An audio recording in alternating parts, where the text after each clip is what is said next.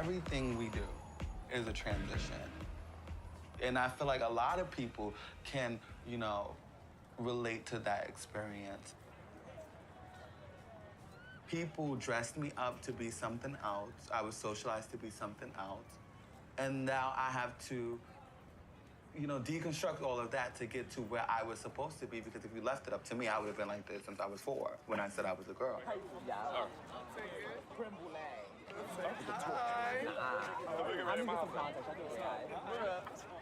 In a heteronormative society, everyone's the same. That's what they promote. The Kiki scene is a space for youth development. Everyone's unique. And the Kiki scene is a place for young people to explore that uniqueness.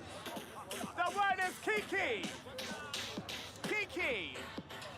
Give it to me, give it to me, give it to me, Kiki! Let's go! Ready? Let's go! Now whip, whip, whip, whip, whip, whip, whip, whip, whip, ah! Say whip, whip, whip, whip, whip, whip, whip, whip, ah! Whip, whip, ah! Give me, clap, bitches! Get the function up in here! Can I see the legendary Chi? I took about dick, bitch! I took about dick, bitch! Not everybody's gonna understand the dynamic and concept of what ballroom is or what the Kiki scene is especially, you know? But for me, I look at it as a safe haven, a place that allows, you know, youth that haven't been, you know, fortunate or given the opportunity, you know, to have the family, the friends, or have that support or network in place to come and find that. You know, it's a safe haven.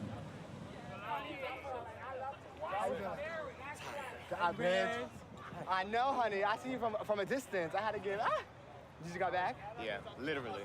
Like right now? Like right now. How are you? I'm okay. The eye story said, Yeah, that was a lot this week. It was good though. Girl, we're gonna have to get this. I didn't twist it again. You giving me like, girl, hobo chic with a little urban Bob Marley. I want to get it twisted again. Hi, Twiggy. Hey. Hi, Twiggy. What? Rejection, homophobia, lack of acceptance. These are like the key things, in my opinion, at least from my perspective, that are the adversities that stem to all these other issues. We have our status in the boardroom. There was something known as, they call it the Harlem Drag Circuit. They were more like masquerade type of events. Throughout the time, the 60s, 70s, 80s, it kind of like transitioned and evolved into this whole different competitive scene that exists now called the ballroom scene.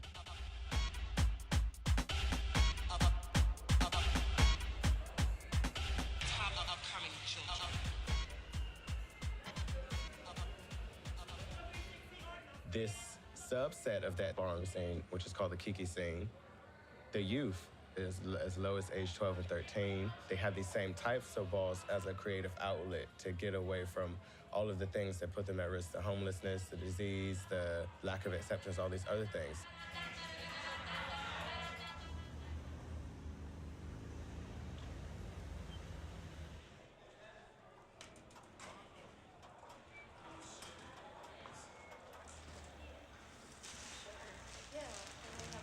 Remember, we probably gonna be saving some space for like. And the boxes outside.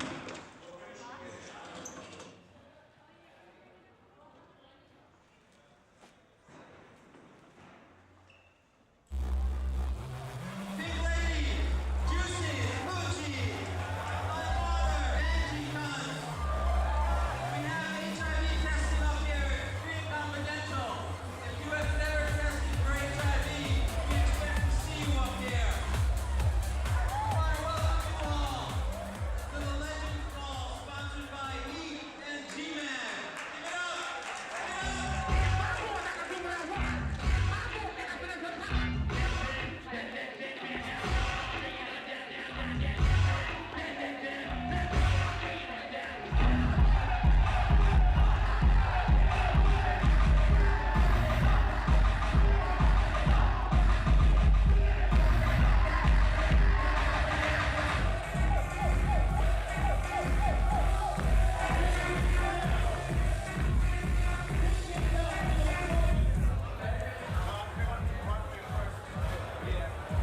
walking the ball is just as simple as this.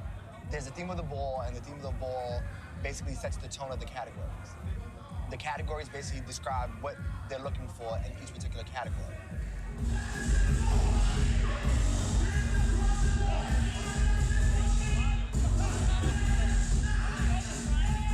So on runway, they might be calling for all black haute couture look. For Vogue Femme, it might be calling the look of a rock star. Anything that it calls for, that's the look of the night. If the judges like it, then we'll all battle for the cash category.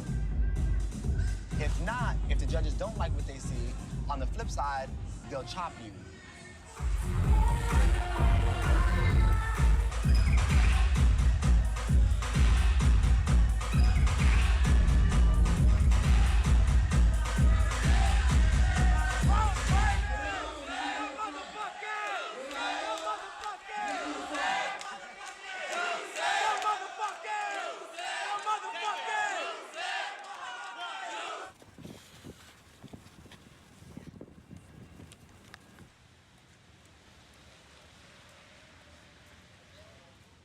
I am Twiggy Pucci Garcon. I am the founder of the opulent House of Pucci. I'm a community health specialist. I'm a mother. I'm a gatekeeper of my community. And I'm a person. I'm normal. I cry. I laugh. I have fun. I party. I get lonely. But more than anything, I love.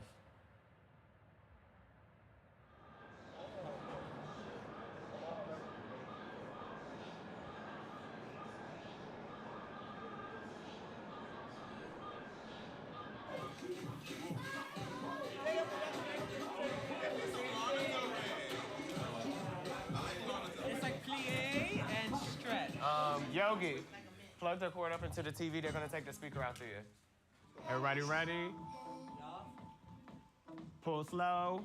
1, 2, 3, 4, 5, 6, 7, 8.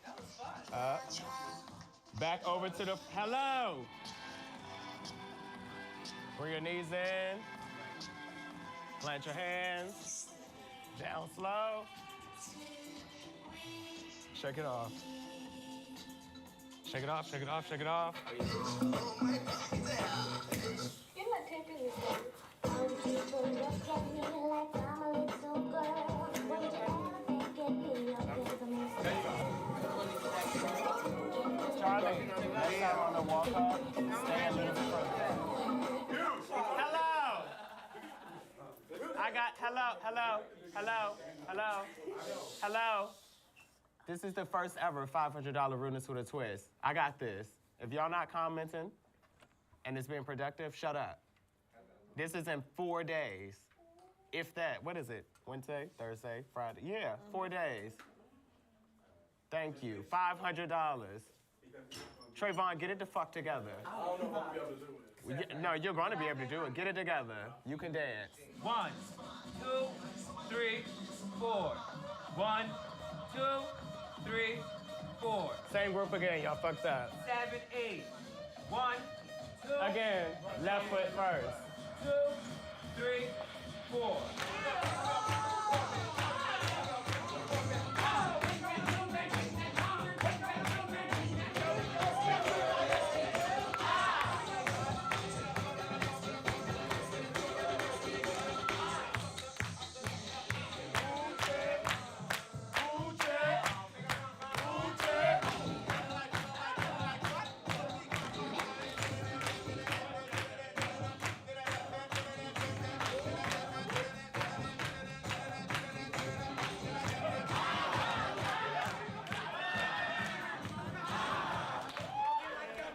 Can we get a mop on aisle 1? She left her pussy on the floor. Come on, scrub that up. You got juice on the floor. Hey, y'all bring it in. It's gonna be a real quick something. His name is gonna be Ivy Jr. all right. I'm going around the room with your progress if you're walking. So, Shane, I know you. Lolly.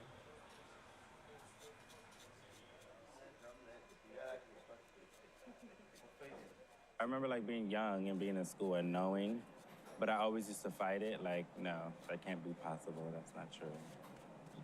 And I just really fought it for a long time. Because I didn't really believe it. And being the way I was raised, like my dad's like a macho man, and like being raised in Harlem and this type of thing, like,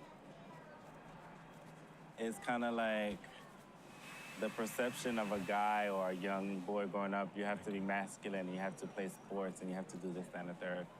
So I felt like I had to live up to that because my parents would be disappointed or my dad would be really upset.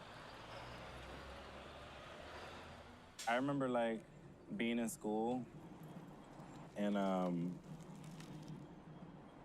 we had like activities after school, like when it would end, and I joined like this thing where we danced. And I had a dance instructor, and I remember we did a dance to the song called Peaches and Cream by 112. And we did the dance, and I came home to show my dad, because I was just so excited I was in dance. I'm like, oh yeah, so I came home to show my dad the dance. And I'm like, look, and I'm in the living room doing the dance. He was so upset. So I just went into my room like, Mom, he's like, don't dance.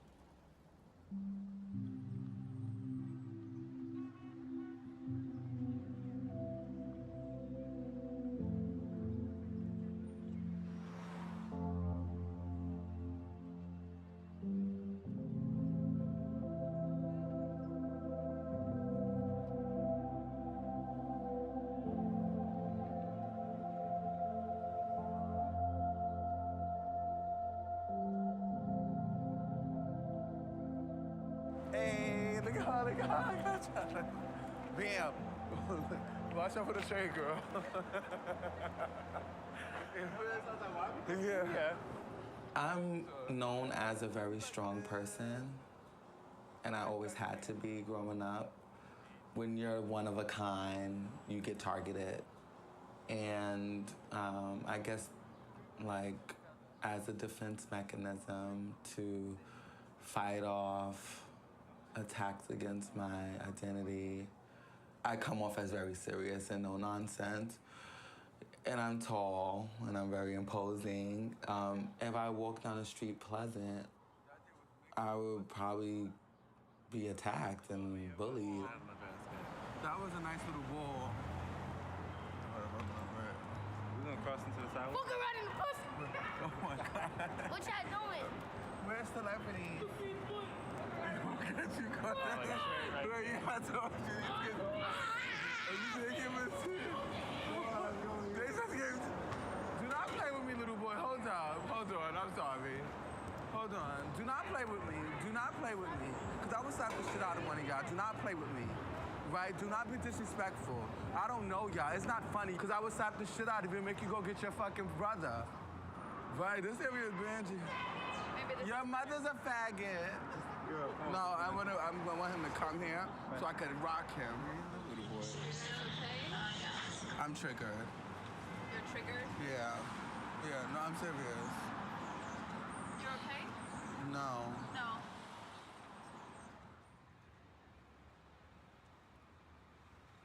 Who was I before Ballroom?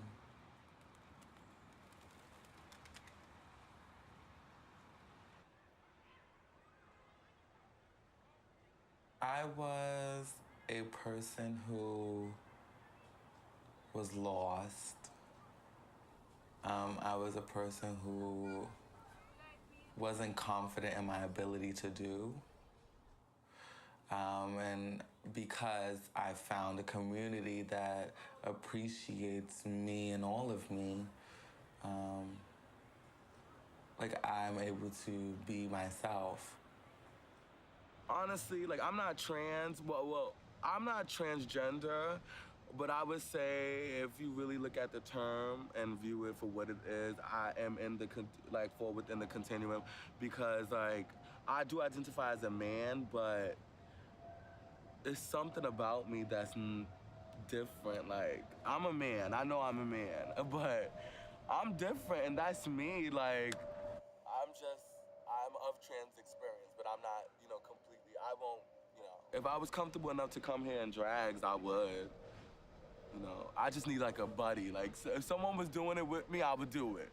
Because we could go through the experience together. That's why I like the boys. This clip happened even before I started transitioning. I probably started maybe like, actually, for a fact, I started the next semester because I went back trans.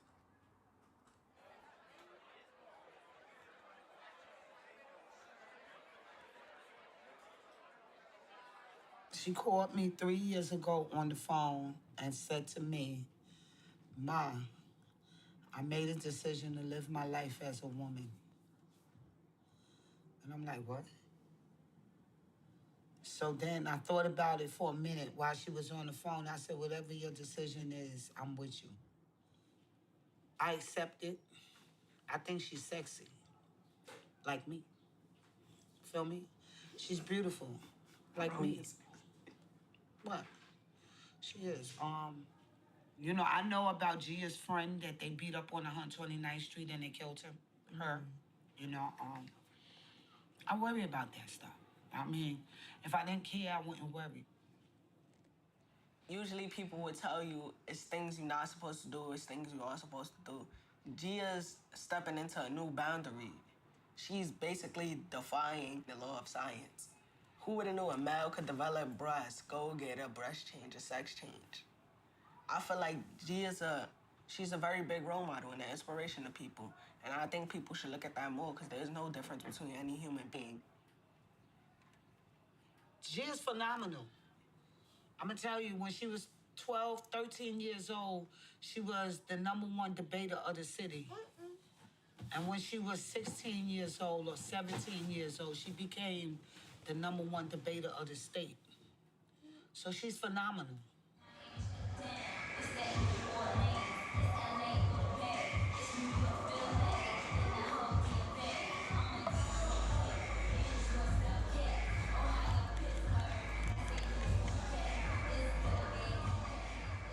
If you don't know what a house is, it's just, in our vernacular, what we call a team. So team is we just use the word house for the word team.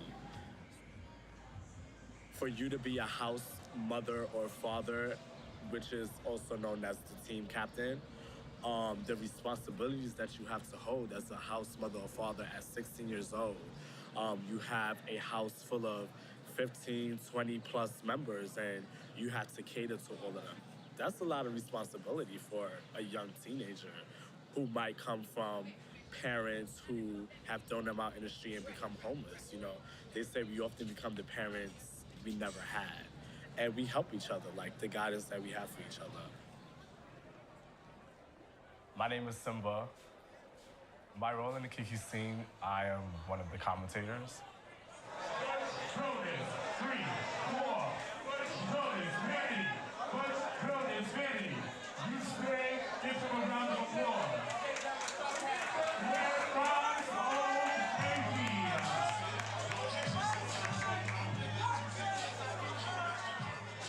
When you come into the scene, you create a family.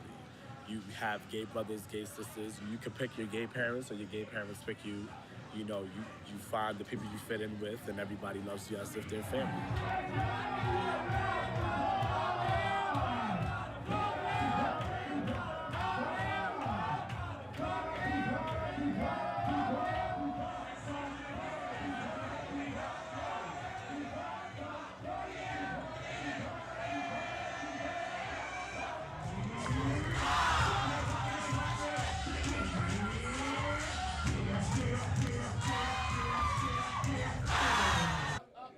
Let me tell y'all something.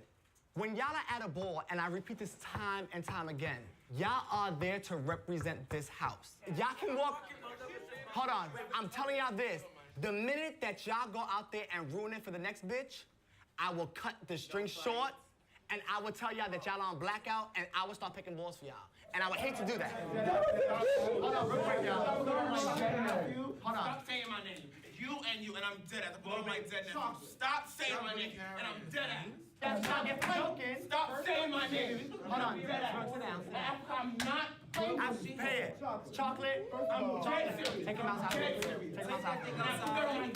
I'm not playing with you. And that's what I told y'all about playing. You see what y'all get for playing? That's why I tell y'all need to listen. Somebody quick. Hold on. This is what I don't want happening in front of other houses. This type of act, because you know what that's gonna do? I'm talking now. I'm gonna be fierce now. If that goes on, I'm telling y'all, bitches is putting straight up out this house. Y'all tell you I'm a fierce motherfucking cookie. I will put mothers, fathers, nephews, cousins, everybody out the house. I will go into this house board with 10 motherfucking members and appreciate those 10 members that I have if y'all cannot cooperate with what we're doing. Everybody can register to vote, because if you're not, go sign up now to vote. Please vote now. Please vote now. So, we know that Obama's, the whole presidential election, a lot of agencies are being hit hard. So the agencies that y'all are used to, the GMHCs, the FACES, the Harlem Uniteds, the Mount Sinai's, some of those places might not be there in the next few years if we don't get Obama into office. They're talking about major cutbacks from HIV healthcare to STDs to hospitals to everything that you can imagine that affects us will be affected. You gotta understand that when you have people fighting over money, the Republicans don't understand why we need these resources, because it doesn't affect their community. It only affects the people who are less fortunate or the people of color.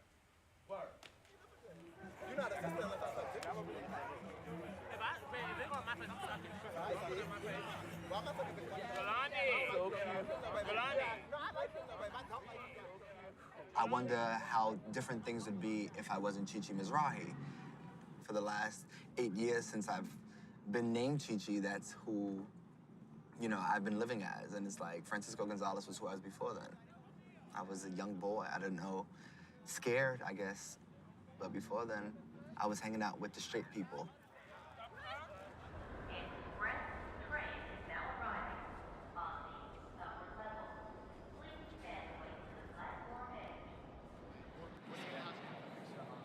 See, that's why I never use lotion. I hate lotion. Really? Never use lotion ever in my life. Nothing. The first time I met Zariah was almost 2 years ago. She came to one of the Umballa practices. And so when I walked into the room, I had looked over and she was sitting by the doorway and she was sitting right there. I was like, oh, wow, you're beautiful.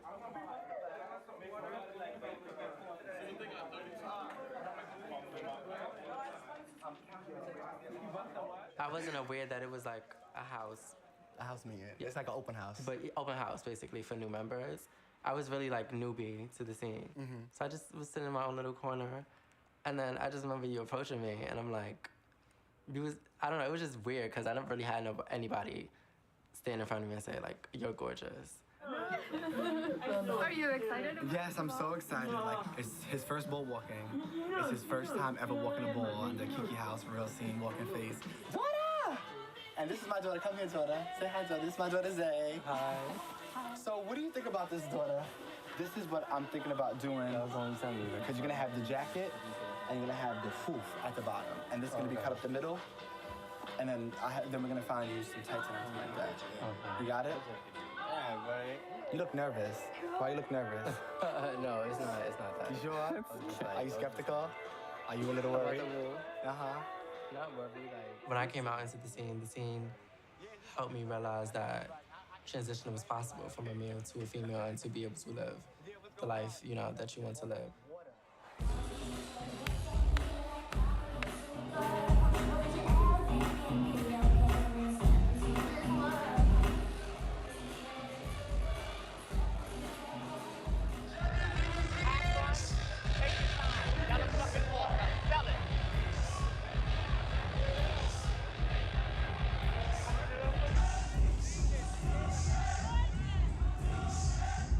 I was young.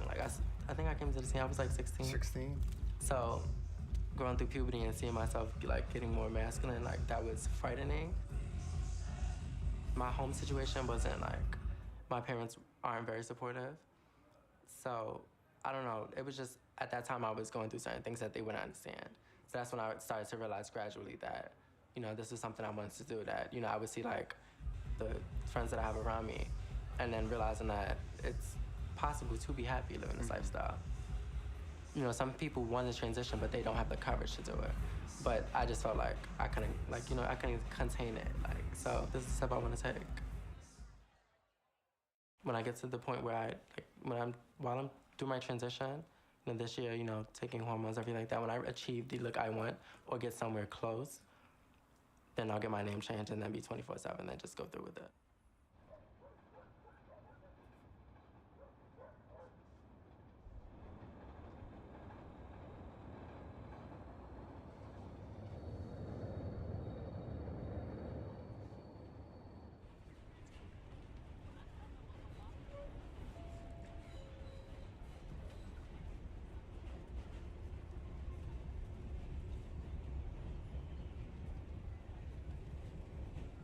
My name is Devo. I've been in the Kiki scene for a good 4 years now. I'm very to myself, like, unless I'm comfortable. And I'm comfortable voguing. I learned how to vogue going to the door on Spring Street. I used to watch the girls come and go to the Kiki lounges and stuff, and I used to observe them. I wasn't really fully out about myself then. I was still more in the closet, so anything that was too feminine to me was funny at that time. So now that I kind of accept myself more, it doesn't seem as funny. And like, after a while, like, it kind of grew on me, so I wanted to learn it. So after I learned it, I fell in love with it, really. Cunt to the feminine of what? To the feminine of pussy what? Feminine soft cunt to the cunt. Feminine, cunning cunt. Feminine, cunt to the cunt. I used to vogue on the train platforms in a Chinese restaurant.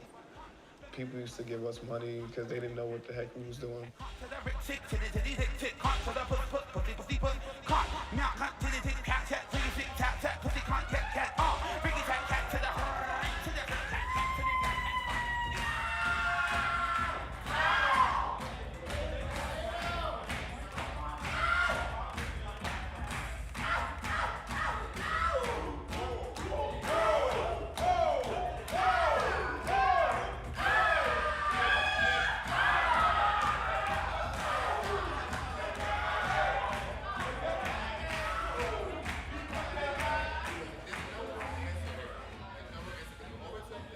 In our categories, we're labeled, right? Female figure face, male face, female figure body, male body. But we also go beyond that because you have those who come as butch queens who walk female figure realness. The one thing that changes society's norms of masculinity and femininity is the fact that in ballroom, we can be whatever we want to be. You know what I'm saying? I can choose to be masculine or feminine. I can choose to get up in them and sell it like this, or I can choose to be up in them and still sell it like this. Who's to say a female can't be hardcore and sell it like masculine, but still be feminine in features? But no, I'm not saying, in this house, I don't want us to have labels. Simply this, you want realness. Doesn't matter what realness it is, but you know that whoever your character is real. It's automatic, it's you.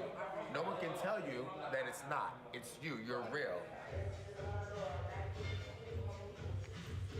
Yeah, I'm looking at you to sell it. You gotta sell it to me. You saw that change? She was like nervous, and then I asked, do you find yourself sexy? Of course, yes. You saw how your body went from straight squared, I'm nervous, to I'm sexy? Yes, of course. I'm selling because I'm comfortable with me. I know that I'm sexy. So I'm just selling it in the way that I can. No matter what, but I'm never keeping my eyes off you. If there's judges of panels, if there's a panel of judges, I'm selling it to every last person. Let me see it again. I need a breeze.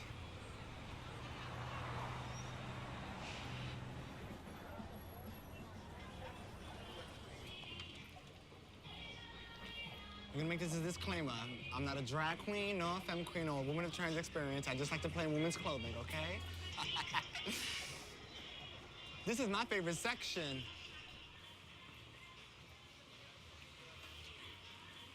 See the size 12 here, people? See how big this shoe is? Woman, man. Man, woman. Woman, man. Manly, woman. Womanly, man. There we go. So these are my boots for the weekend. Okay. The normal reaction of usually ladies inside here, they will all be looking at me really funny. Like, oh, why is this guy trying on women's boots for?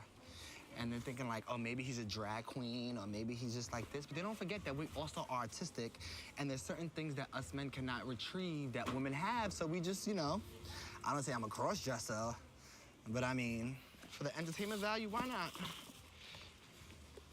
Okay, you see this? See that? See that? See that? Ha, high kicking and everything, America. They're nice, they're edgy. I gotta just finish them off. I'm gonna put some spikes on them, some thumbtacks, some studs, and get them up to the point where I need them. Oh, I wish this is in black. Look at this nice little belt in black going across. That's very high fashion, right? Very like Comme des Garçons about it.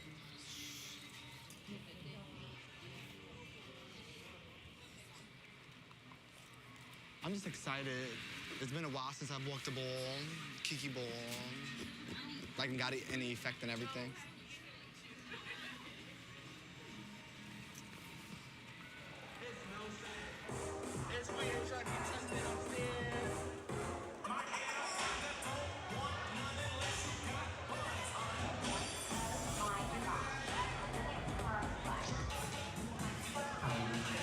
Pre-HIV testing going on upstairs.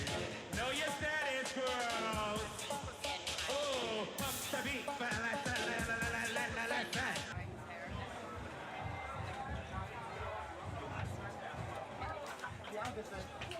Can you do me one thing? Grab that, the blow dryer, and just put it inside my suitcase for me, please.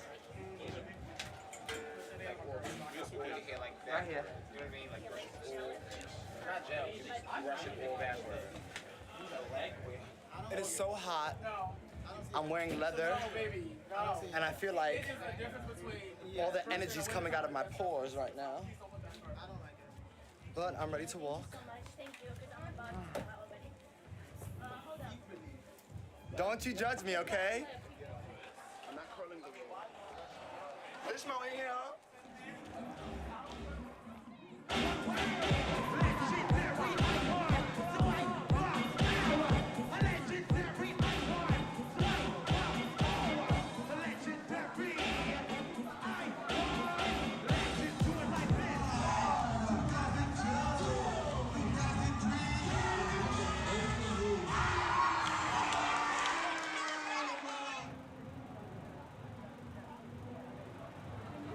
What is that? What category? What category? What category? Okay, work.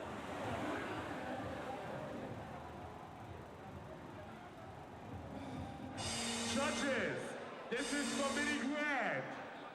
All right? With a look, a high fashion look with a pump, wedge, or platform boots. DJ Beats. Supreme. Supreme. Supreme. My runway Supreme.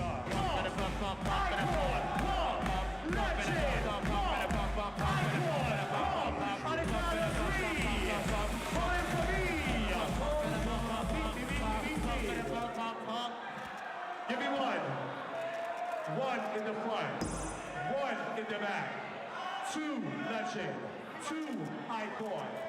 Three icon. Three legend. Icon stays. Give Chi-Chi a round of applause.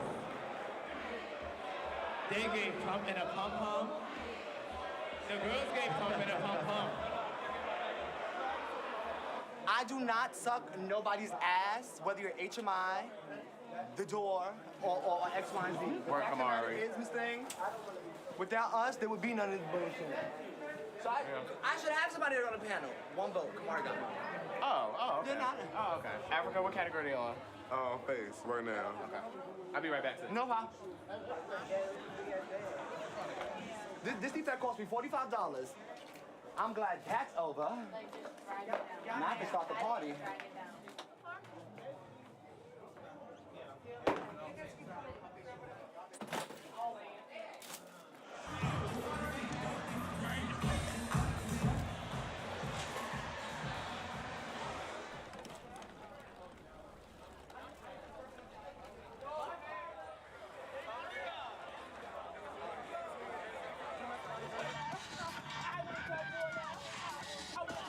What you wanna run up, not show know what you do. Yes, the default, out, the default. When I first came out, I guess you could say a peer head. And like a lot of my friends, like we used to like stay on the pier in Vogue all day, all night until the pier closed. And then we'll leave and probably still not head home, just walk around the city until we got tired of walking around the city and go home. Honestly, if it wasn't for the pier, like there wouldn't be no Devo.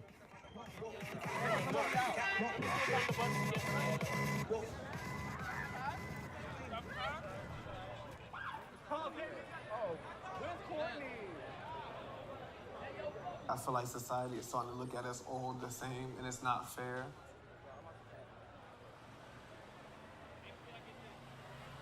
I've been arrested probably 3 times my whole life. They treated us like garbage, like just straight garbage, and it was embarrassing, it was hurtful, and I never thought I would feel like that because I've always been the type of person to not care. But I actually really felt hurt after a while because they was really treating us like, oh, because you're in the ballroom scene, I know y'all do this, I know y'all do that. We've arrested so many people from this type of house or da-da-da-da. Like, it was just like, they was treating us like we're all the same person, and people fail to realize regardless if we all label under gay, label under lesbian, label under transgender, whatever, we're all individuals.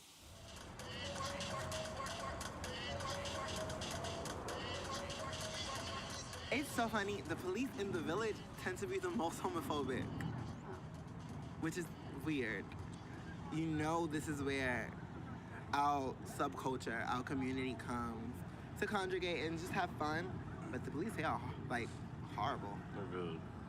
Really disrespectful, really rude, really hostile, even if you're not doing anything.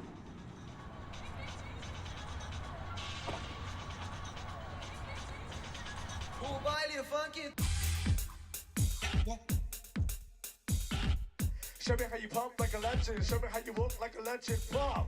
Show me how you pump like a legend. Show me why you are legend. Pump. Show me why you walk like a legend. Show me how you pump like a legend. Pump. Pump like a legend. Walk like a legend. Pump like a legend. Show me how you pump like a legend. Pump. Show me how you pump like a legend. Show me how you pump like a legend. Show me how you pump. Show me why you walk. Show me how you pump like a legend. And boom.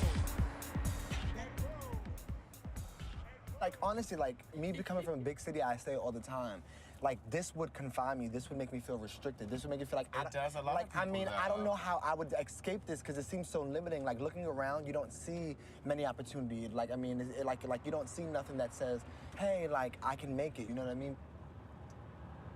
I just believe that everyone should be proud of where they come from. This is where I'm from. I live in New York, but I'm from Virginia.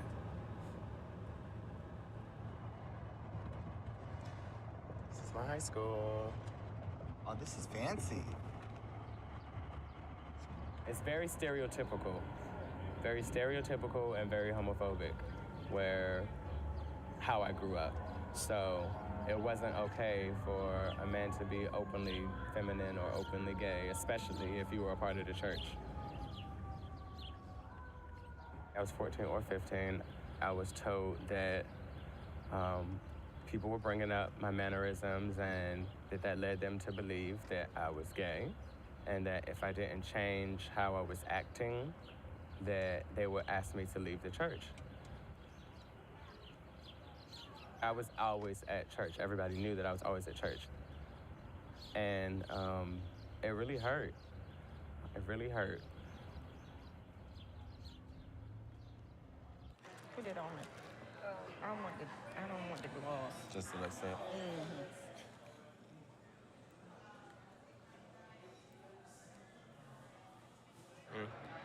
I needed gloss? Okay. He's my makeup artist. If you're gay, you still can be spiritual, and no one can ever take away your salvation. They told me as a teenager, I think, right? You were in high school. High school. Yes. He was in high school. And at that time, I thought it was just a phase. And then later when he went to New York, he says, Mom, no, it's not. It's not just a phase. I'm gay. I told him I loved him no matter what. I didn't accept it at first like I should have. I did not, I'll be honest with you. But like I said, knowledge is a powerful thing. And as I began to research about the LGBT community and gay, I do know, and I believe in my heart, that children can be born gay. All these layers and levels and intersections that happen with just anyone being who they are. So a young black man, that's one thing, and then a young black gay man, that like adds another layer.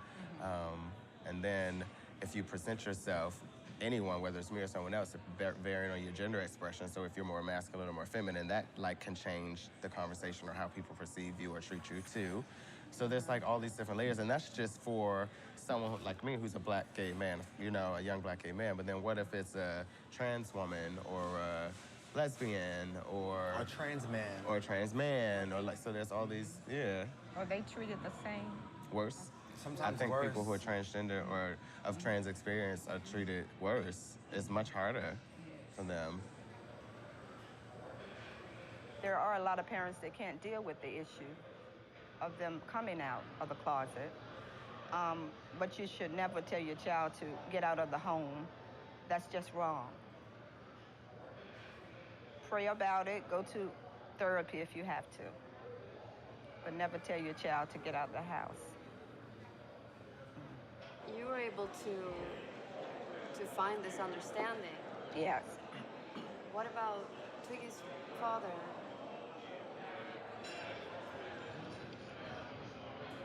He didn't accept it. I'm not going to say anything bad about Ryan's father, but he did not accept it.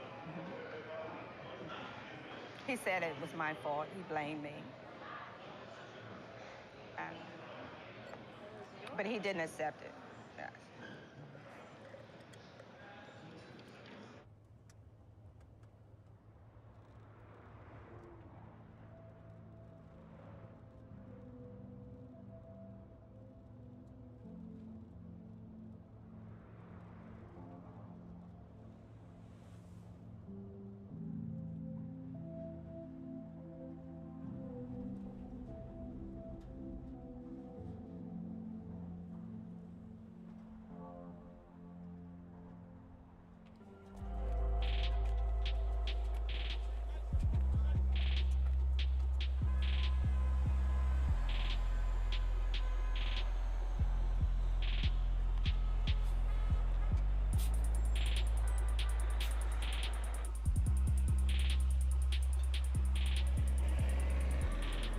How long ago since you were here?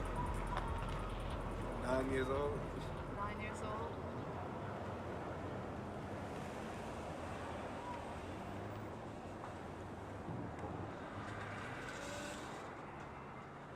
I'm the type of person, I don't like to let my situation run my life because there's always something out there worse than yours. So it's a sense of me walking around with my head down. There's people out here going through way worse than me. What would it be like to Vogue here? How would that be? Like, would that feel weird? It would be very weird. It's like... How would people react? Like, what would it, why? It wouldn't be a cute reaction. Not too many people that are homosexual in this area are open like that. So, especially when I was growing up here, I wasn't out. So, for them to see me like this now, they wouldn't know how to accept it.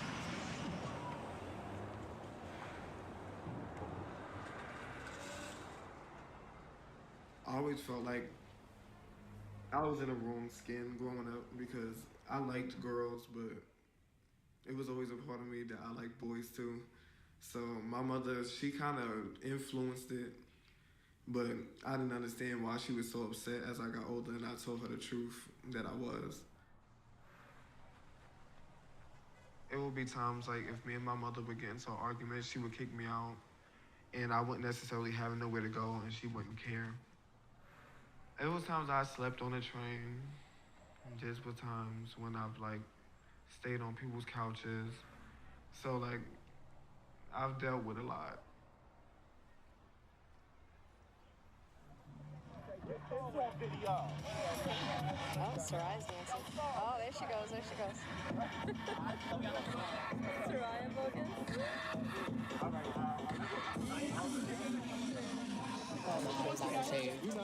Why did you even ask? I have my hand on lower. Yeah, check your shade. I have my hand on lower, my brow bone shade, which is forward. You can see my hairline. If I take this goes off. But it's what he's talking about. But you're a whole different person now.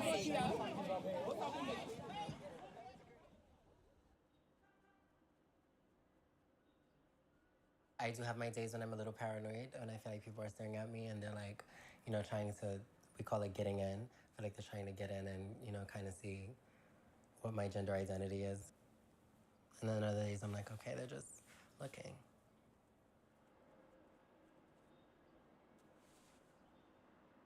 I underwent FFS surgery, which is facial feminization.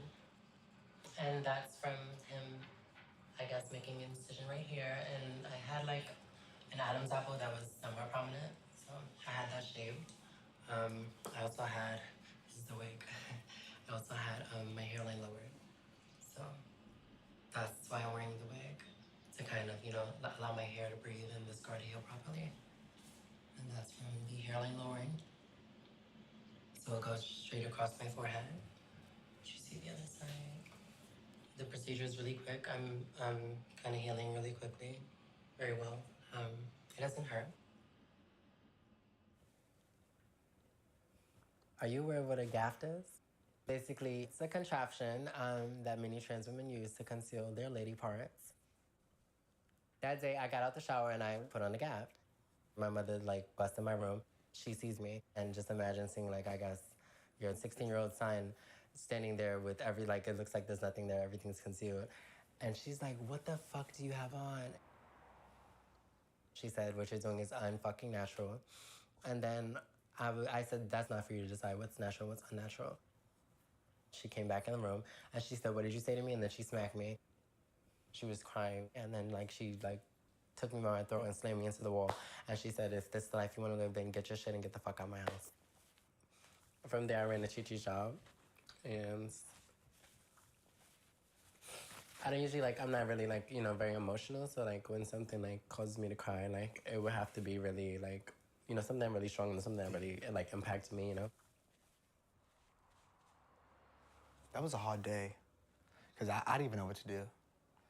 Like, you don't ever prepare yourself for something like that. Like, what do you do? Like how much can you help? Like, what do you say? What do you do? How do you react?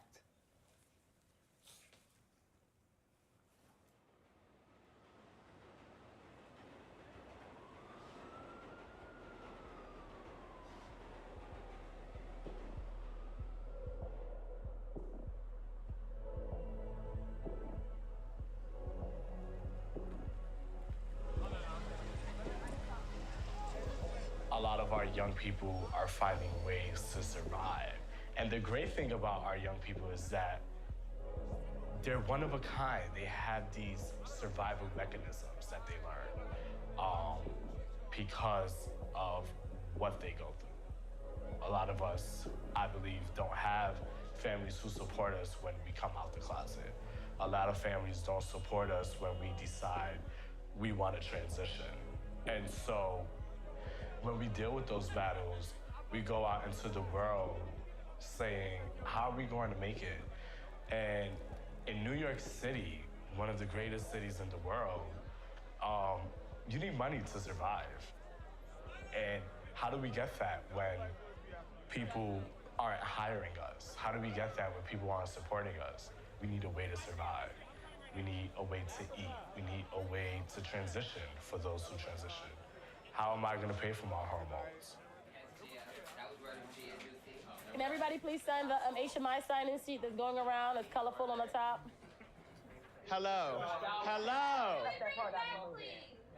Thank you. I'm not gonna talk over y'all. It's no shade. I'm really not. So the way that it's set up is that there's the Kiki Coalition, period, right? And then there's the CBO body and there's the parents body. We all together make up the Kiki Coalition, and that's the checks and balances. So if you have an issue, then yes, you're more than welcome to come. We're looking at a pandemic in our community, and I don't think we understand that 60% of black men will be HIV positive by the time they're 40.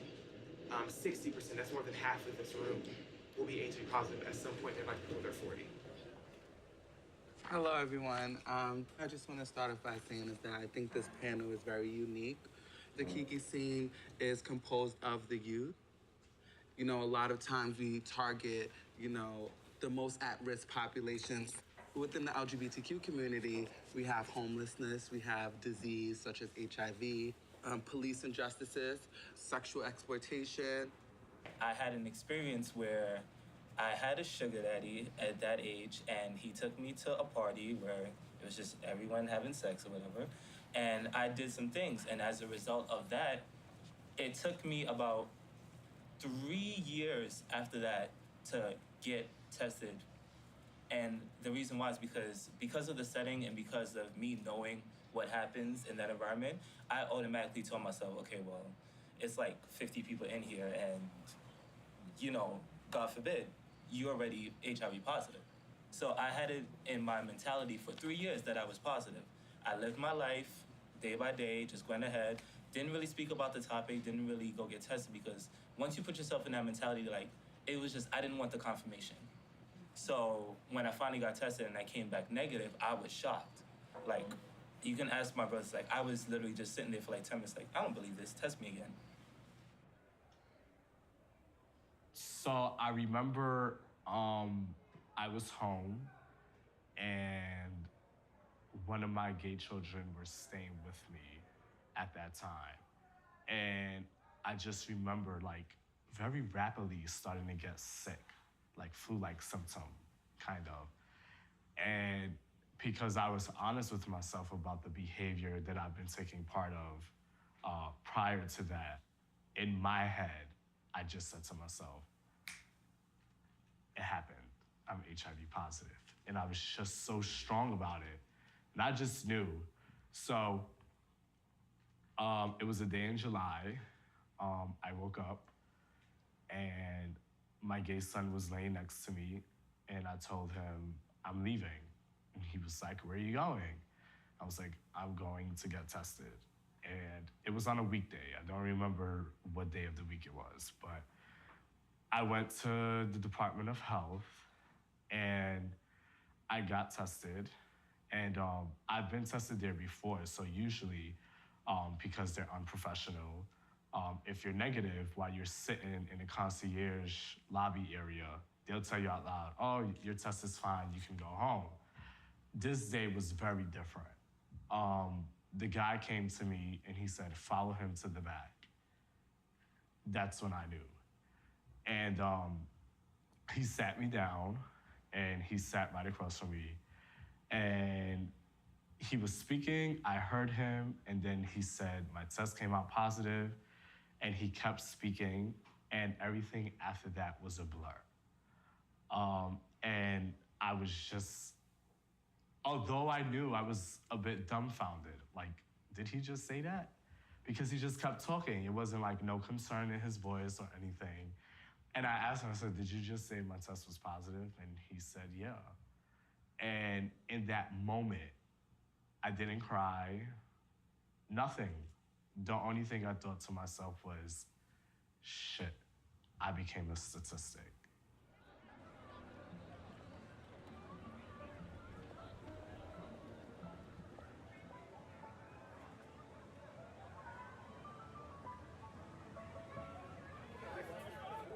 Can everybody like gather, like and not be so separate?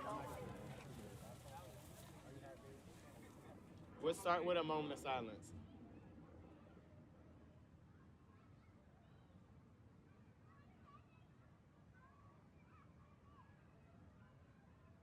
our community is on very intimate terms with death, and that comes from complications from HIV, it comes from police brutality, it comes from all sorts of health issues, it comes from suicide, it comes from hate crimes, it comes from a lot of things. Obviously, we're gathered here in honor of Travis. It was something about him from the very first time I saw him that it was just this light about Travis, just like all these candle lights here. Travis was a friend, he was a son, a brother, a sister to many. And I know it's a sad occasion when anyone passes, but you have to think about it from the perspective of his last month here, he was in a lot of pain, and Travis isn't in pain anymore. And the guiding light that so many of you speak about, he can still continue to be.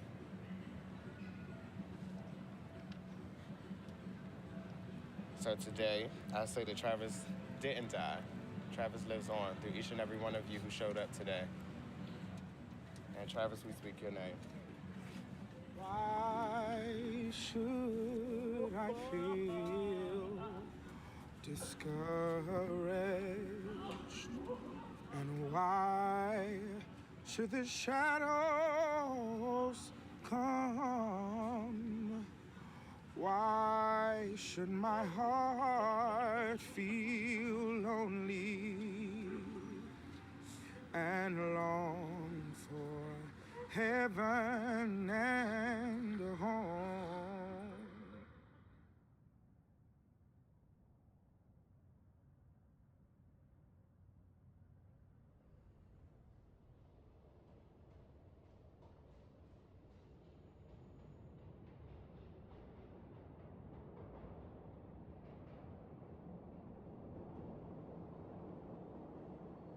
I used to get abused when I was younger.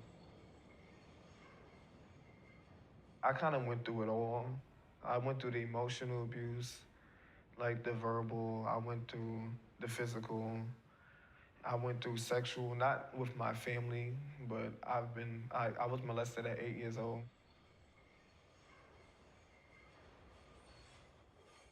When you're so young and something like that happened to you, you don't really know how to handle it. And I didn't open up about it until I got older, so even to this day, it's kind of hard for me to deal with it. And so I kind of lashed out in the outside world instead of on my family. That's why I used to get suspended a lot. The ballroom scene really did help me because when I Vogue, like that's why I give so much when I Vogue, because it's more of an emotion. Like voguing is not just a dance to me. Voguing is an art. It's something, it's like an outlet to me.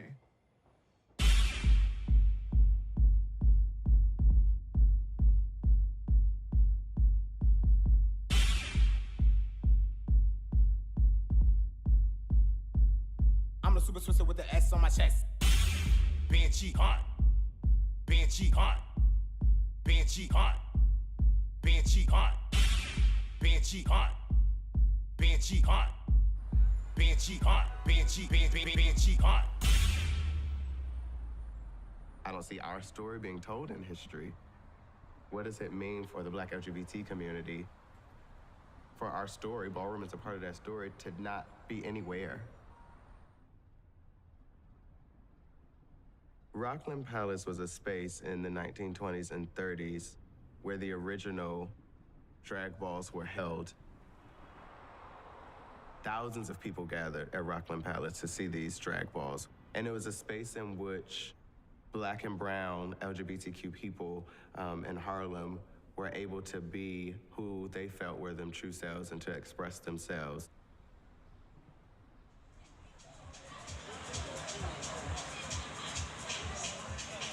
I'm Twiggy, this is Sarah Giordino. January of this year, we started a project to expose the Kiki scene to mainstream society. While we were doing research, we discovered this place, which in the 1920s and 30s was Rockland Palace, where the original Harlem drag balls were held. So tonight, we're gonna reincarnate this place and have a Kiki ball here. Many of you know Travis Fetch Pucci, rest in peace, who we lost earlier this year. So I want to thank someone special that's in the crowd, Travis's mother.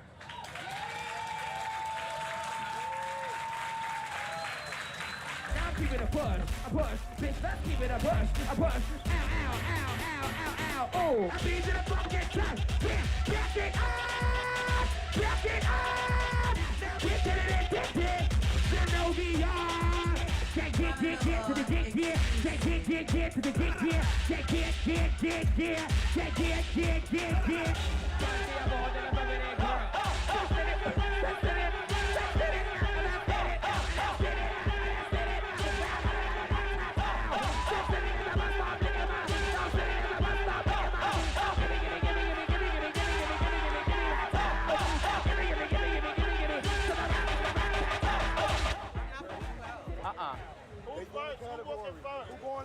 Who's coming? Come on. Somebody come with me.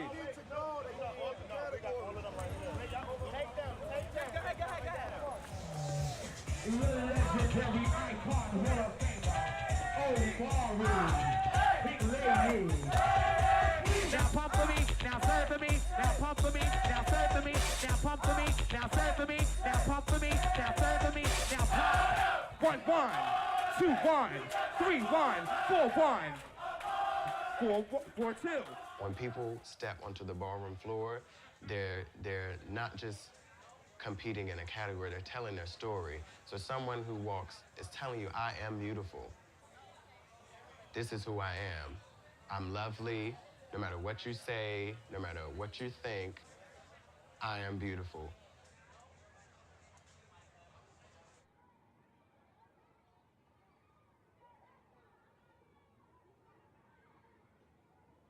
No one ever understood me growing up. Like, you have boys and you have girls, and like, I didn't want to be with the boys, and I couldn't be with the girls, and so I was always like left alone. In order for my mother to make ends meet, she had to put one of her kids on the line, and I was the one chosen to go to special ed, to get money to help take care of their child. I did act out. I had behavior problems. I felt like I had to be big and bad in order to not be bullied because I was so feminine. And special ed is a system that fails students like myself. You never learn.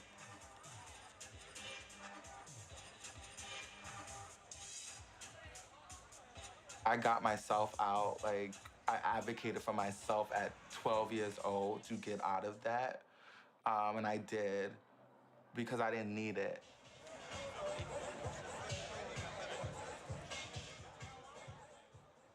It's like, I've self-advocacy is all I have. That's all I ever had. And I don't blame anyone because I just wondered, like, why me? Like, why was I chosen to be that one? It resulted in more teasing, you know, more fighting because I wasn't normal, you know. But I did it, and I removed myself from it, and I excelled. Gia, Juicy, Gia, yeah, Gia, yeah, Runway, yeah, I'm the first one to go to college. I'm the first in my family to do a lot. And I'm the trans one. Like, I'm the one who... You know, it's so funny because, like, sometimes I feel like I'm the odd one out and I'm left out.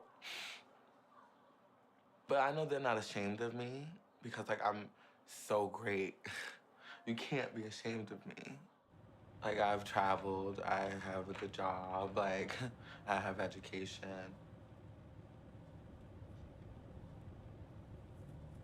I did great in school, but it's like I dropped out of school in 9th grade, used drugs early, so I just asked myself, like, what made me, like, where was I at in my life to make me want to do these things, you know what I mean? And still, even, you know, even to this day, I ask myself, you know, when, like, I go out to the club sometime and I'm, you know, doing a Molly or I'm smoking a blunt or I'm having a cocktail, like, what's making me do this? Am I enjoying it? Am I doing it because I want to? Or am I doing it because it's an escape and it's comfort, it's normal for me? And when I was doing heavy drugs earlier on in my life, you know what I mean? I feel like I could have been in college with degrees and successful, you know, above and beyond it. And I mean, I still can obtain it, but I spent so much on life just living, but I don't know how much quality of living I've put towards actually bettering myself.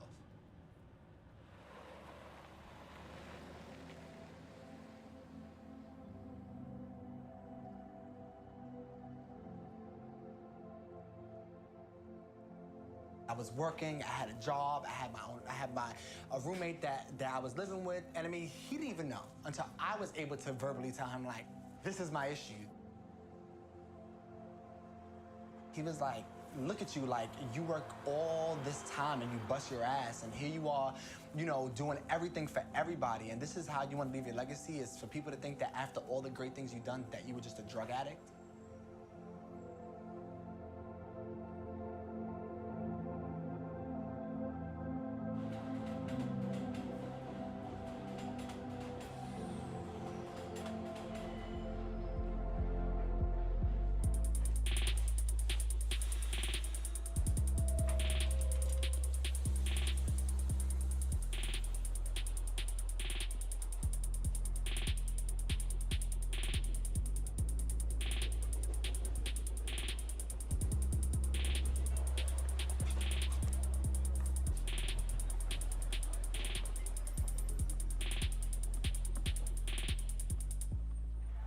Hi, I'm looking for the elastic, like the long elastic, but with the sequins on it.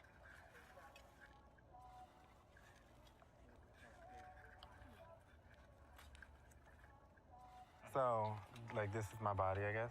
So I want it coming down like this, and then. And the back also. And on the back also. Like from the shoulder to. Okay.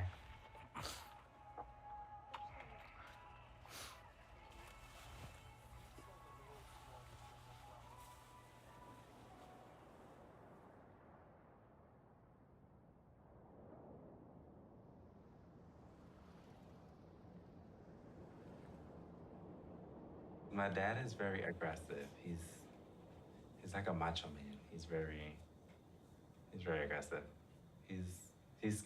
Sometimes he can be scary, so I was scared to tell him because I didn't know how he would react.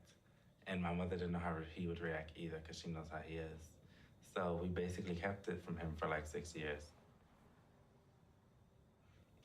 But I eventually told him.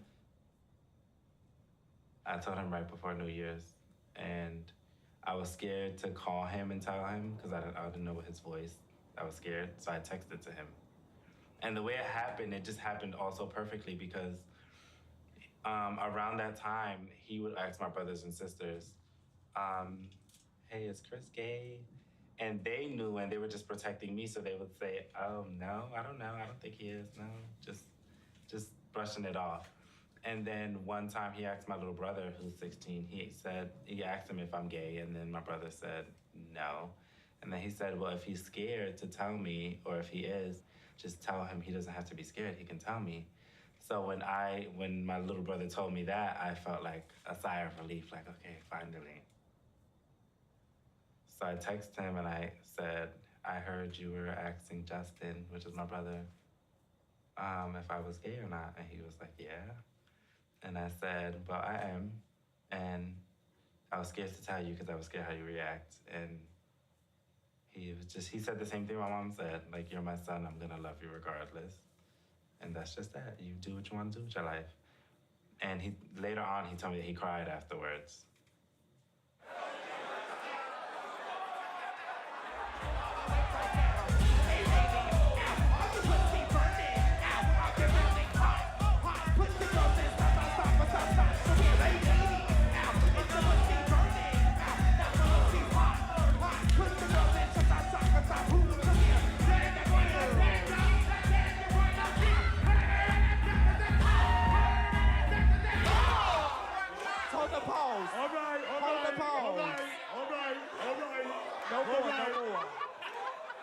Grand prize.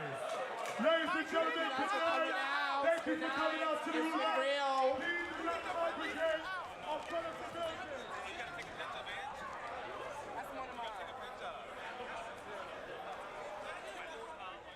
And so, again, like I was talking about the house and ballroom scene, I came into a community with people and a structure that is family. The very structure of a house takes on the structure of a family. And so the leaders of the house are called the mother and the father. And the members of So I've been at True Colors for a year and a month. At True Colors, I am a program officer. I am one of a staff of 6 who do national work to end LGBTQ youth homelessness.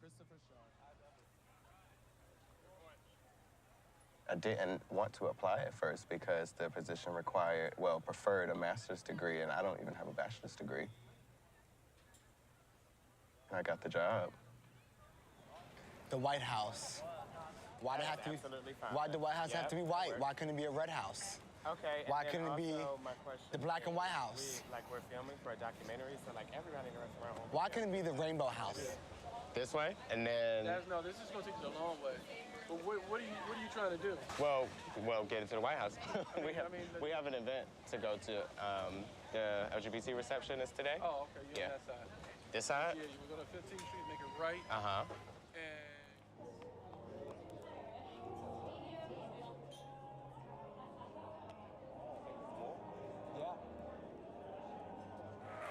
So, the civil rights of LGBT Americans, this is an issue whose time has come. And we've got a lot to celebrate because of your hard work. And there are people here who've been working these issues for decades. And of course, we're now awaiting the Supreme Court's ruling on whether same-sex couples nationwide have the equal right to marry. No, I'm not going to stop them because you should assume. Yeah, I'm looking at that. Coretta.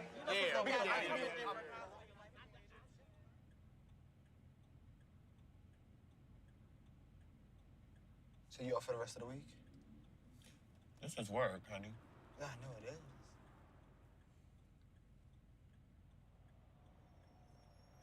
We had this wonderful time at the LGBT reception at the White House, and I got a phone call from, I guess you could call them my landlord in Harlem, and the phone call was to say that we were getting evicted. And this was with no notice, no reason why, no anything. I had no home. And it's very ironic that I'm a national LGBT advocate for youth homelessness, and I got evicted the day I got to the White House, right? I managed to get through that week without anyone but my best friend Chi-Chi and my partner Chiffon knowing. And it's really important to me that people who see this film know that the support and the love that we have for each other is what helps us get through these things, and that we're strong as fuck.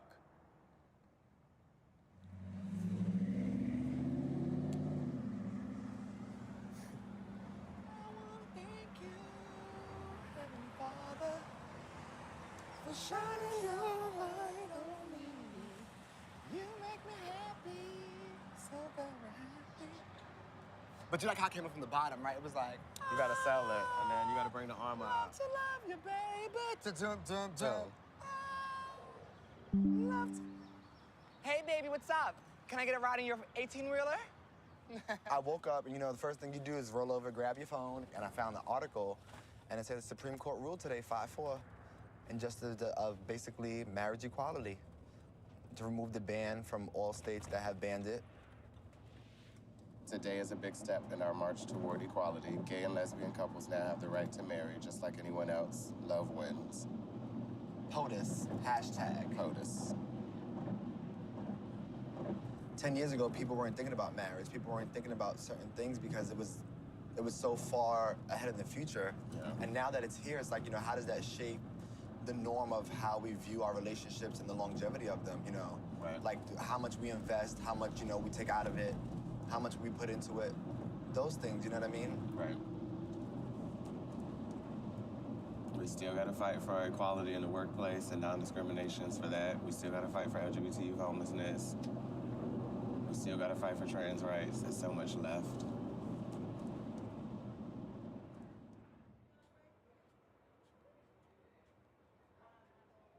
The marriage thing was it was like a gay white males initiative. And if if gay white men didn't want to get married, like really badly, it probably would have never been legalized. So, yeah, we need to refocus and like put the same fight. Now that we got this passed, the same lobbying and the grassroots fighting that went on, we need to do that for like, like the homeless youth who are in the village, who are sleeping on the pier in 2015.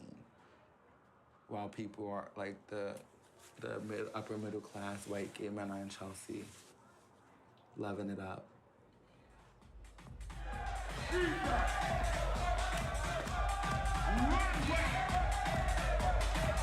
is the runway show.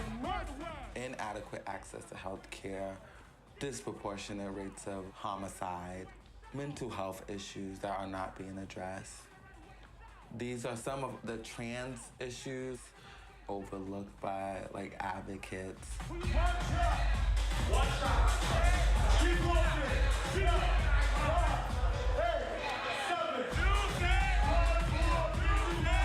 The runway, the walk, the runway, the pump and now walk the runway, your pump the runway, walk and now pump the runway, now give it to me, walk the runway, the walk now pump the runway, that you see, let's go. This is Africa, juicy.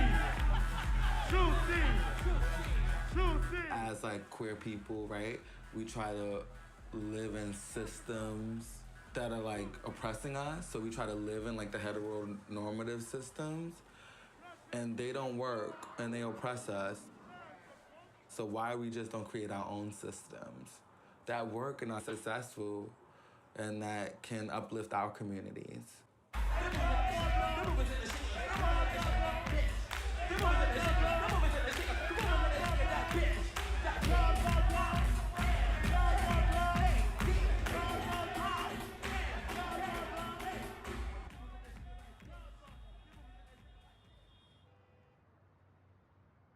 It's like, the place where I can come and escape, the, like, outside the everyday world, like the social injustices of society, like I can just escape everything and just like, come here to my place and really have me time. Like, this is where I can be like emotional when I want to. This is where I can have friends over. This is where I can like, it's like, it's even where I don't know how to put that. Like, I feel like I feel like I actually have a home, to put it simply, I didn't feel like that back when I lived with my parents. I lived with my mother. Life kind of changed really quickly for me. Many trans women are kind of like pushed in towards like sex work. So, whilst being in college, I kind of started like escorting here and there. In terms of sex work, I would say it is very hard. I feel like everyone is different, but in a world that, like, to put it simply, unless you're passable or have a certain look, you can't walk into a workplace, many places, and get a job. People discriminate. And then there's also the outrageous cost of hormones. It's difficult to steer clear of sex work, especially in within a scene a scene that kind of makes it so commonplace, like it's nothing almost. It's normalized. It's very normalized. It is difficult. It's almost like a social norm, right? Where you can just do it, and that's just it's fine because we know. It's like everybody just understands. It's like, okay, yeah, we just know that that's what she's doing to make her money, to get her work done, to become the girl that she's desiring to be and that she wants to become. And it's like, okay, but there's also other things that go along with it, things that. And then it may not seem as difficult to like give a hand job to an anonymous John, for money that you'll be able to take care of things and be comfortable within yourself, as opposed to actually having to go through the process of getting a name change so you can legally be on paper a female of the United States and go to a job interview and be respected as how you identify. That's difficult. So, it's very easy to get into sex work. It really is easy. Meeting clients that, are kind of obsessed with you or what you are, can be validating in a sense because it makes you feel like something. When I was at a younger age, I was one of those people where I had to turn to escorting just to survive or to get ahead in life. My father and my family put me out at 17, and I had to survive. I had to do what I had to do. Thankfully, I'm here and I'm healthy and I'm alive to speak about it, but not everyone gets that chance. I try to tell people to deviate away from sex work, and a lot of people do it just because, like, okay, I'm gonna go pull this date so I can get a coin to pay for my wig or to pay for my effects or to pay for my beat, and it's just like, people do it so they can look fab at a ball for social fame. But it's just like the ramifications that you're setting your body through or you're setting yourself up, it doesn't add up, it doesn't measure up. People see the dollar amount and they see the fast life and the fast money, and it attracts them, especially when it comes to male workers, because they say, okay, well, Butch Queen could get $150 an hour just to, you know, chill with somebody or pull a date or whatever, whereas a femme queen could get $500. So now the Butch Queen gets up and drags, puts on a wig, and now starts pulling dates as a femme queen. 6 months down the line, you're transitioning just because you want the money. Like, that's the struggle.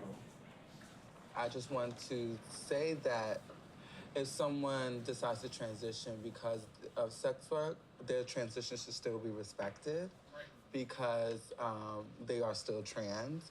And I think that oftentimes in ballroom, we don't respect those transitions because we don't deem them worthy. But we have to look at the lifestyle. We already addressed a lot of the issues that we have to go through as marginalized people who have been through so much. And we have to look at our value systems, right? I think that for me, I have no problem with sex work personally. There's no, if you're gonna sex work to get your effect, do it. Just do it safer. Can I ask you a question? Yeah. Do you feel somewhat disrespected, you as a trans woman, that you're doing it because that's who you are? Do you feel disrespected by someone that just transitioned because it's fab or it's gonna make them socially famous? Well, my transition has nothing to do with someone else's. So the reason why you transition is your reason, and you have to live in that truth. And I'm gonna live in my truth, and we could be sisters or brothers. And I think that that's something that we as a society need to learn. Like, if something has nothing to do with you, mind your business. like I can't. I just know like the harsh reality of living as a trans woman of color. So if you decide to live as a trans woman of color, you have courage.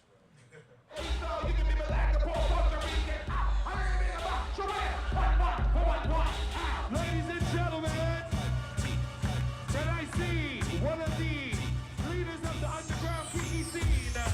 This is Chi-Chi, mother, unbothered Miss Rahi, the legendary Twiggy, Brucey, Garçon. Come judge for me. Now I can have a baby, bitch feel like a gun bitch now. Now I can feel the edge of like this, get pregnant just to like this now. Feel it for $1,000. Bitch, do you want this $1,000? Hogan for $1,000. Feel it for $1,000. Break down, break down, break down, break it down like this for $1,000, 7 for $1,000. This is the share.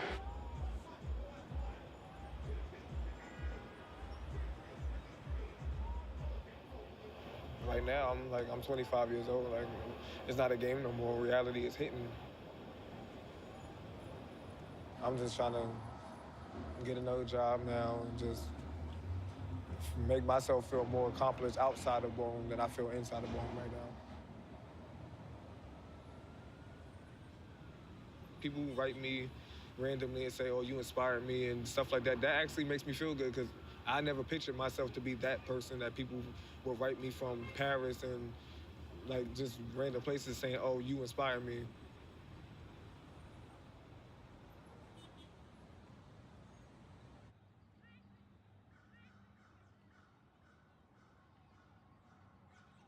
All this for me? No, I'm joking.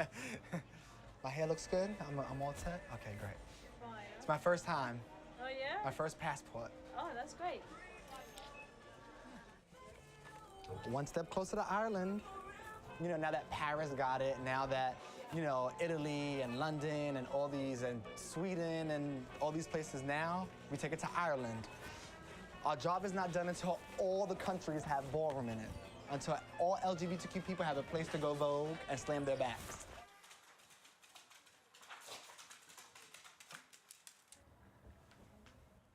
When we get to Ireland, it'll be Saturday morning. So for the first time ever, we are leaving the United States and going to Europe. We will be teaching, educating, performing in Belfast, Northern Ireland for Outburst, their queer arts festival. Oh, these are cute. Aren't they cute? What's this from? I'm a little nervous about the class because I'm teaching people that don't know how to vote.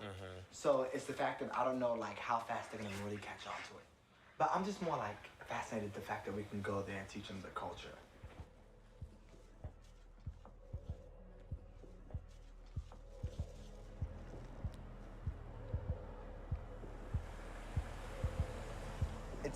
It's just, you just gotta believe. You have to just keep going with it. You know what I mean? You're at the front door. You don't own the building. This is not your establishment. You have to now solidify yourself.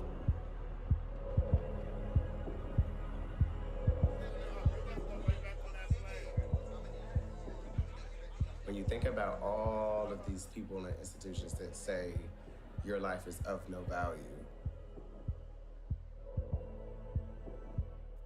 I'm hopeful that people doing this work can open people's eyes to the fact that they are of something, they are of all value, and that when they realize that, I feel like there'll be a shift. There'll be some sort of change. Double O, yes, THEA. What you giving? What you giving? What you giving? What you giving? What you giving? What you giving? What you giving? What you giving? What you giving? What you giving? It's THEA. Let's go. And the winter wonderland. Celebrate my man. Come on down here. Oh no, bitch. And the winter wonderland. And the bitch gotta take my hand. And I'm gonna with my hand. Oh no, bitch. THEA. Pretty women wonder where my secret lies. I'm not built to suit a fashion model size. But when I start to tell them, they think I'm telling lies. I say, it's the fire in my eyes, and the flash of my teeth, the swing in my waist, and the joy in my feet. I'm a woman, phenomenally phenomenal woman. That's me. Men themselves have wondered what they see in me, but they can't touch my inner mystery. I say, it's the click of my heels, the bend of my hair, the palm of my hand, the need of my care. 'Cause I'm a woman, phenomenally phenomenal woman. That's me.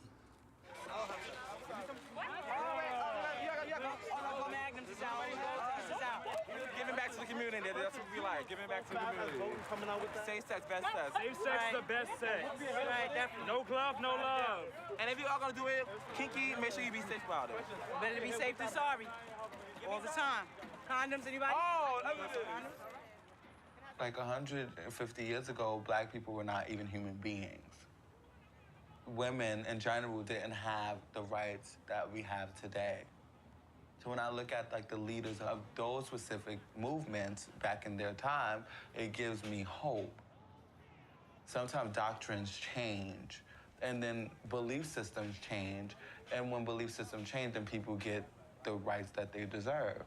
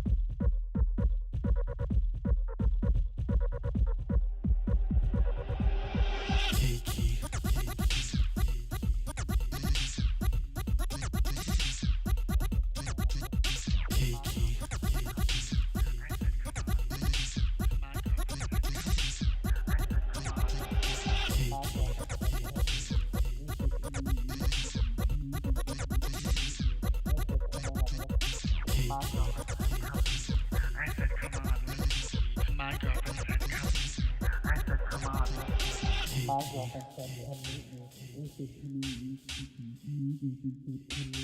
I said come on, let's kiki. My girlfriend said come meet me. I said come on, let's kiki. My girlfriend said come meet me. I said come on, let's kiki. My girlfriend said come meet me. I said come on, let's kiki. We can pump beats and hit the streets. We're getting drags and make them gag. Let's turn it out at the function. We'll cause a lot of destruction. We'll get our tens and at the end we just pretend like we're not friends. My girlfriend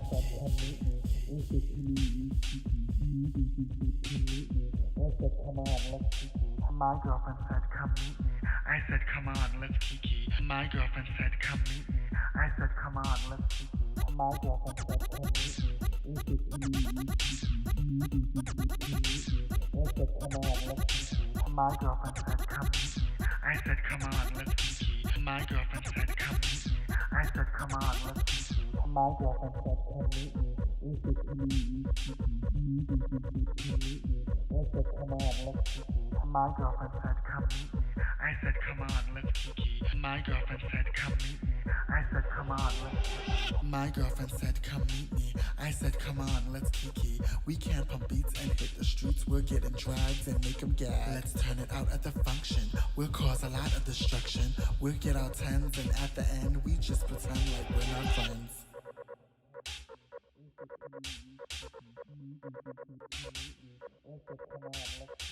My girlfriend said come meet me.